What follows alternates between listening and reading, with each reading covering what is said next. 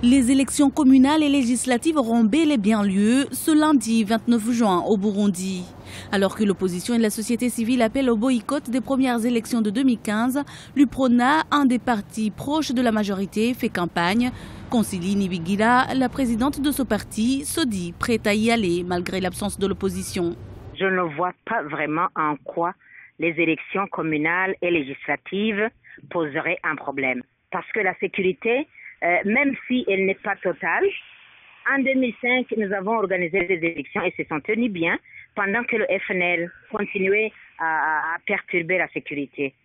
Et aujourd'hui, on ne comprend vraiment pas comment la société civile qui organise une manifestation contre le troisième mandat qui n'est pas encore concernée par les premières élections, on ne comprend pas l'opposition qui boycotte les élections communales et législatives disant qu'ils sont contre le troisième mandat. Pour nous, à l'UPRONA, la raison n'est pas du tout fondée.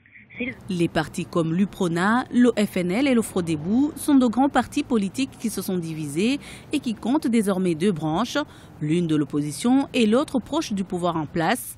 Cette dernière branche participe donc à ces premières élections de 2015. Objectif, éviter le pays de tomber dans un vide constitutionnel.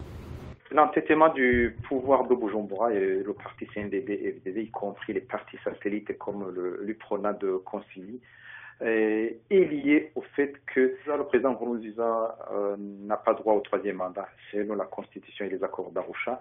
Et il sait bien qu'en fonction du temps, il pourra tomber dans la transition, laquelle transition ne sera pas gérée par le président Nkurunziza. Donc il devra y avoir quelqu'un de neutre. Sur le terrain, du côté des partis qui vont aux élections, la campagne bat son plein. De l'autre côté, l'opposition radicale dénonce ce qu'elle a appelé une comédie d'élections. Vendredi, Ban Ki-moon, le secrétaire général des Nations Unies, avait suggéré au gouvernement de reporter ces élections afin qu'elles soient inclusives, transparentes et crédibles.